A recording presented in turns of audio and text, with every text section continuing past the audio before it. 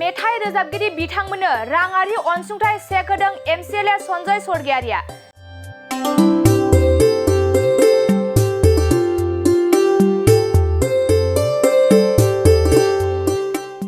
गावनि गोदै मिलौदो देंखोखौ होनानै मेथाइ खनबोनाय मेथाइ खनगिरि बिथांमोनखौ बरायदों सनजय सरगियारिया। अदालगुरि जिल्लानि हरिसिंगा बियाबनि सिङाव थानाय हारिमुगिरि एबा हारिमुखौ मोजां मोनग्रा मेथाइ रोजाबगिरि खाफुरपुरा ओनसोलनि ग्लाक्सन दैमारि, हाबिगावनि महेश राभा आरो जाखुवासुबानि पुष्पा हाजरिका बिथांमोननो Mcla सनजय सरगियारि बिथाङा गावनि आखाइजों सस्राफारायाव थानाय हरिसिंगा बियाबनि मावखुलियाव राङारि अनसुंथाइ चेकखौ गथायो। मख'जाथावदि बिथांमोननि बेफोरबायदि हाबाफारि लानानै मावनाय खामानिखौ बाख्नायदों देंखोगिरि बिथांमोना। जोंनि बिटिआर ओनसोलाव बेबायदिनो मोजां सिंगारफोर, गायकफोर, शिल्पीफोर दा लाइमोनफोरथ' जथेस्थ' बेबायदि ओंखारबायानोसै आरो बेबायदिनो मोजां सिंगारफोरबो जोंनि बे बिटिआर ओनसोलनिफ्राय ओंखारबाय थानायखौ जों नुनो मोनदों। दा जाय बिथांमोनानोखि आजि 30 बोसोर 40 बोसोर सिगां आरो बिथांमोना मुंदांखा हिसाबै मेथाइ खनबोदोंमोन। दा बैफोरबायदि इन्डिभिजुवेल बैफोरबायदि सिंगारफोरा दिनै गोग्लैसोना थाबाय। बिथांमोना गोग्लैसोनाय थानाय खारना जाहैदों जे आर्थिक अबस्थाया खुब मोजां नङा आरो बिनिखायनो जोंनि बिटिआर गभर्नमेन्टनि कालचारेल अफेयार्स डिपार्टमेन्टनिफ्राय बिथांमोननो चेक राननाय बेबायदि होनाय जादों आरो बेवहाय माने 10,000 रां आरो 15,000 रां बेबायदि होनाय जादों। दा जोंनि समस्तिनिफ्राय हरिसिंगा समस्तिनिफ्राय जोङो 3 बेबायदि सिंगारनो जोङो चेक दिनै रानना होनाय जाबाय आरो बिनि गेजेरावनो ग्लेक्सन दैमारि, महेश राभा आरो पुष्पा हाजरिका 3 बिथांमोना खुब मोजां गायक आरो खालमानसि माने नेक्स्ट फिनान्सियेल इयाराव जों आरो 7 बेबायदि आरो सिंगारफोर जोङो हरबावगोन। दा जोङो कालेक्सन खालामगासिनो दं लिस्ट। जाय बिथांमोना सिंगार खालामनायनि गायकनि माने सार्टिफिकेटबो थानांगोन। सिंगार जानायनि जि माने सार्टिफिकेट माने अल इन्डिया रेडिअ'नियानो जाथों बा मोनसे कालचारेल अफेयार्स डिपार्टमेन्टनिफ्राय मोननाय बेबायदि सार्टिफिकेट नांगोन आरो बेबायदि जाय बिथांमोनानोखि दं बिथांमोननोनो जोङो अनसुंथाइ जोंनि बिटिआर गभर्नमेन्ट प्रमद बर' बिथां दैदेननाय आरो दावबायसा बिथां दैदेननाय जि कालचार अफेयार्स डिपार्टमेन्ट आरो बिनिफ्राय जों बिथांमोननो बे रांनि अनसुंथाइखौ होनाय जादों। मोनफ्रोमबो बियाबाव जुदि हारिमुवारि बेबायदि सोलोंसालि थायोब्ला निस्सय गोग्लैसोनाय ओनसोलनिफ्राय साफा बेबायदि देंखोगिरि दामगिरि ओंखारबोगोन। बिनि थाखाय नोंथांमोननि गभर्नमेन्टआ माबा मोनसे सावरायनाय जादों नामा? दा नैबे जि कालचारेल पार्टनि जि अफेयार्स जि बाथ्राफोर गोदान लाइमोन सेंग्रा सिख्ला बिथांमोना जि उथ्रिसारनाय आरो बेखौनो जोंनि गभर्नमेन्ट साइडनिफ्रायबो जथेस्थ' इम्परटेन्स होनायखौ जों नुनो मोनदों आरो बेबायदिनो नोंथांमोनानो मोनथियो जे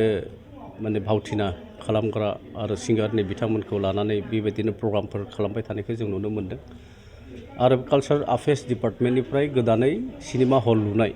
बेखौबो जोङो नुनो मोनदों। दा कालचारेल बिथिंखौबो जोंनि गभर्नमेन्ट थामहिनबा प्रमद बर' बिथाङा गारनानै दोनाखै। जोंनि गेजेराव थानाय जि कालचार्सनि बे एक्टरानो जायाथों मानो एक्ट्रेसानो जायाथों मानो जायखिजाया कमेडियानानो जायाथों मानो आरो सिंगारफ्रानो बेखौ जों बोरैहाय आपलिफ्ट खालामलांनो हायो बेफोर बाथ्राखौनो सिन्था खालामबाय थादों जोंनि बिटिआर गभर्नमेन्ट। हारिमु बिथिङावनो गुबुन बिथिङावबो बेबायदि खामानि मावनाय गोबां दङ जाय बिथांमोननो सरकारनि बेबायदि एसेनि मददथिखौ गोनांथि जायो। दा बिथांमोननि थाखाय माबाफोर इनिसिएटिभ बेलेग बाना बुङो बिथिङावबो बेलेग डिपार्टमेन्टआवबो दं। नों स्पर्ट्सआवबो बेबायदि जोङो माने होबाय थादों आरो इडुकेसन सेक्टरनि खोथा आरो नोंथांमोनानो मिथिखायो जे गियान सोरां जि बिथांखि आरो इडुकेसन पार्टआव जाय स्टुडेन्टसफोर बिपिएल श्रेणिनि बिथांमोननोबो जोङो 5,000 रांखौ जोङो एभ्रि इयार 200 खरि मोनफा बे समस्तियाव जों होबाय थादों। जे मोनफ्रोमबो माने मा होनना बुङो डिपार्टमेन्टखौ जों दोनाखै स्पर्ट्सनिफ्राय लानानै दिनै लिटारारिनिफ्राय लानानै कालचारनिफ्राय लानानै इडुकेसननिफ्राय लानानै जोङो गभर्नमेन्टआ 3 बोसोरावनो बेफोर गासैबो मेकानिजम आरो बे बिजन आरो जिथुनाखि मिशन बे एकमात्र जाफुंसार माने जादों होनना बुंगोन जोङो एकमात्र भिजनारि लिडार आरो डायनेमिक लिडार प्रमद बर' बिथांनि दैदेननायाव मोनसे आलादा सोंथि जिहेतु नोंथांमोना गोबां मिशन आरो बेबायदि थांखि लानानै खामानि मावदों अब्लाबो बेरेखा दोला नोंथांमोननि सायाव माखासे ब्लेम लाबोबाय थादों बिनि समाव बुंगोन बे नुइसेन्स भेलु होनना बुङो बेखौ आसलते इंलिसाव जि बेरेखा हान्जा आरो बिथांमोना जेबो मावाखै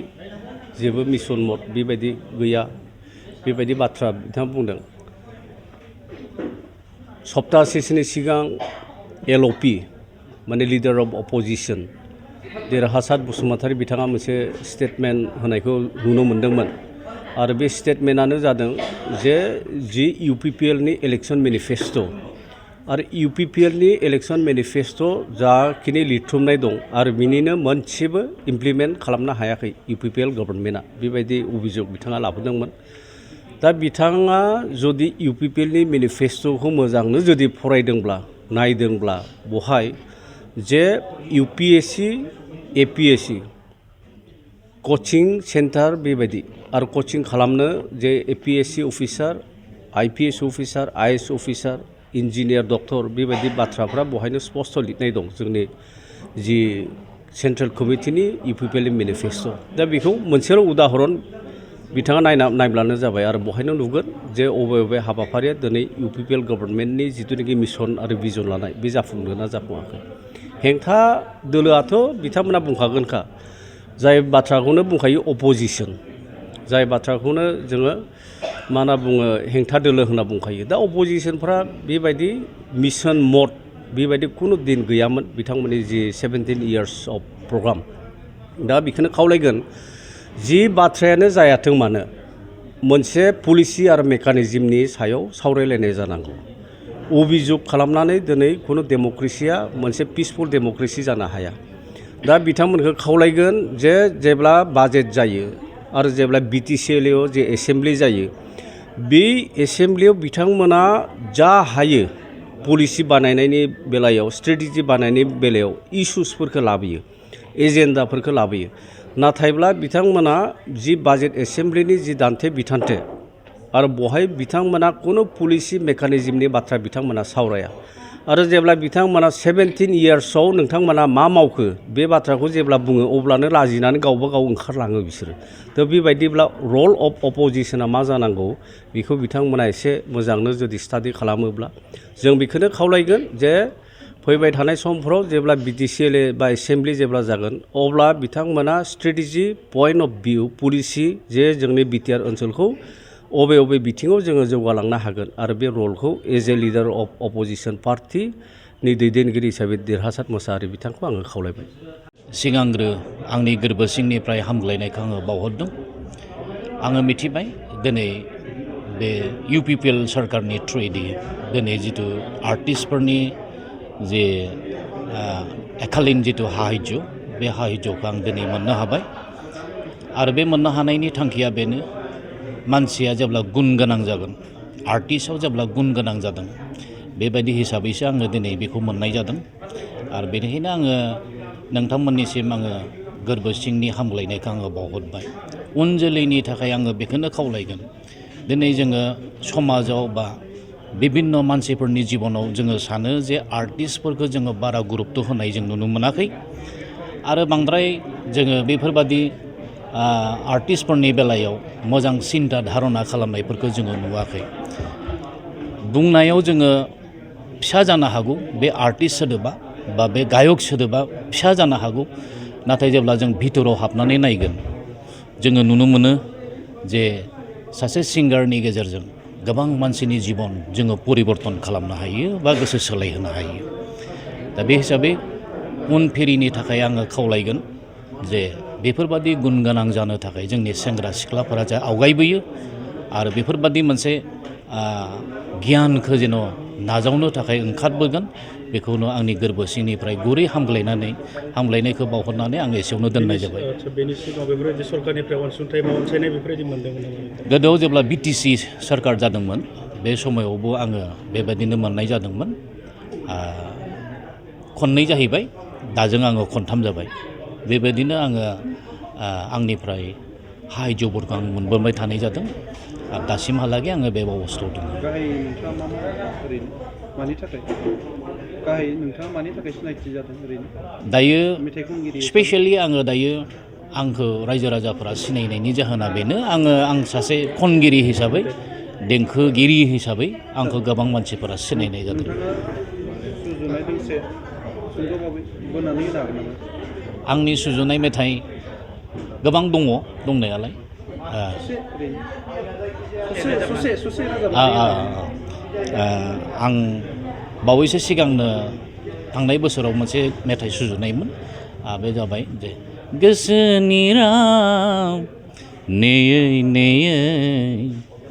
गोरबोनि मेगना मोदै गयो बेबायदि दोंसे मेथाइ खननायमोन नोंथांनि दिनै बे जिथु केलेन्डार बेयाव सोरबाफोर दैदेनगिरिफोरनि सहाय मददफोर दं गोबांथार दङ जोंनि दैदेनगिरिफोरनि मदद आं मोनबोदों खारन आं बेबादि मदद जुदि मोनबोआमोनब्ला जोंनि गेदेर गोलावफोरनि एडभाइस जुदि आङो मोनामोनब्ला दिनै आङो बे स्टेजाव फायामोन बेखौ आङो गोरायै आं बुंनो हायो आरो আজি ধৰক প্ৰথমতে মই এজন ৰাভা শিল্পী হিচাপে আমাৰ BTC-বাসী তথা অসমবাসীলৈ মই আন্তৰিক শ্ৰদ্ধা জ্ঞাপন কৰিছোঁ আজি এটা শুভ মুহূৰ্ত আমাৰ কাৰণে যে শিল্পীসকল বহুত ঘাট প্ৰতিঘাতৰ মাজত মুখামুখি হৈ তেওঁলোকে জীৱন নিৰ্বাহ কৰিবলগীয়া হয় আৰু বিশেষকৈ এই মুহূৰ্তত আমাৰ দৰে দুখীয়া শিল্পীসকলৰ প্ৰতি আজি আমাৰ হৰিচিঙা সমষ্টিৰ আমাৰ MCLA সন্মানীয় আমাৰ স্বৰ্গীয় সঞ্জয় सरगयारी মহোদয়ে যি আমাক চেক প্ৰদান কৰিলে তাৰ কাৰণে আমি তেখেতক আমি ধন্যবাদ জ্ঞাপন কৰিছোঁ আৰু BTC চৰকাৰলৈ আমি ধন্যবাদ জ্ঞাপন কৰিছোঁ কাৰণ এখন সমাজত আমাৰ শিল্পী সাহিত্যিকৰ যদি সন্মান নাথাকে বা শিল্পীসকলৰ প্ৰতি যদি চৰকাৰৰ কৰণীয়খিনি তেনেধৰণে দায়িত্বখিনি পালন নকৰে তেতিয়াহ'লে আমাৰ শিল্পীসকল তেনেধৰণৰ আগুৱাই যোৱাৰ তেনেধৰণৰ কোনো পথ নাথাকে চমু পথ নাথাকে যদি শিল্পীসকলক সাহিত্যিকসকলক যদি আগুৱাই নিয়াৰ তেনেধৰণৰ চৰকাৰ নীতি থাকে তেনেধৰণৰ বিশেষভাৱে লক্ষ্য যদি তেওঁলোকৰ থাকে তেতিয়াহ'লে আমাৰ সমাজখনত যি সাংস্কৃতিক যি সমন্বয় আমাৰ যি সাহিত্য সংস্কৃতি সেয়া নিশ্চয় আগুৱাই যাব পাৰিব তাৰ কোনো সন্দেহ নাই সেইকাৰণে আজিৰ বৰ্তমানৰ সমাজত শিল্পী সাহিত্যিকৰ যিটো এটা প্ৰয়োজনীয়তা এই প্ৰয়োজনীয়তা বৰকৈ বাঢ়িছে আমাৰ মাজত আজি দিগভ্ৰান্ত হৈ পৰা বৰ্তমান যি সমাজ আমাৰ উশৃংখল মানসিকতাই যি জন্ম লৈছে আমাৰ নৱপ্ৰজন্মক এই প্ৰজন্মক নতুন এটা পথ দেখুৱাবৰ কাৰণে নতুন এটা ৰাস্তা দেখুৱাবৰ কাৰণে আমাৰ কিছুমান গায়কৰ প্ৰয়োজন হৈ পৰিছে আৰু তেনেধৰণৰ শক্তিশালী তেনেধৰণৰ আমাৰ এটা ব্যৱস্থাৰ প্ৰয়োজন হৈছে আৰু সাহিত্যিকৰ তেনেকৈ প্ৰয়োজন হৈ পৰিছে তেতিয়া আমি এখন ভৱিষ্যতে এখন নিকা সমাজ আমি গঢ়িব পাৰিম এখন ভাল সমাজ আমি গঢ়িব পাৰিম আমি এই আশা ৰাখিছোঁ আজি শিল্পীসকল আজি বহুখিনি ক্ষেত্ৰত আজি বহুখিনি মানে হেৰি তেনেকৈ জৰ্জৰিত হৈ পৰিছে বা তেনেকৈ সংঘাতৰ মুখামুখি হৈ পৰাৰ ফলত আজি নিজস্ব যিবিলাক সংস্কৃতি এই সংস্কৃতিক আমি পুনৰুদ্ধাৰ কৰাৰ কাৰণে হয়তো আমি তেনেধৰণৰ চৰকাৰৰ ফালৰ পৰা সাহায্য নোপোৱাৰ প্ৰেক্ষিতত আমি হয়তো বহুখিনি আমি যিখিনি আমি আগুৱাই নিব লাগে আমি যিখিনি আমাৰ পৌৰাণিক যিবিলাক আমাৰ কলা কৃষ্টি সংস্কৃতি উদ্ধাৰ কৰিব লাগে সেইখিনি হয়তো পৰা নাই বৰ্তমান আমাৰ BTR চৰকাৰে যিখিনি এইটো প্ৰয়াস ৰাখিছে শিল্পীসকলক মৰ্যাদা প্ৰদান কৰাৰ কাৰণে সেইটো নিশ্চয় এটা সময়ত ইয়াৰ বাস্তৱৰ ৰূপটো আমাৰ প্ৰতিফলিত হ'ব আৰু তেনেধৰণে আমাৰ শিল্পী সমাজৰ লগতে আমাৰ বাকী যিসকল জনগণ আছে এই জনগণকো আগুৱাই যোৱাৰ এটা নিশ্চয় তেওঁলোকে এটা পথ প্ৰশস্ত কৰাৰ বুলি পেলাই আমি অনুভৱ কৰিব পাৰোঁ এই সময়ত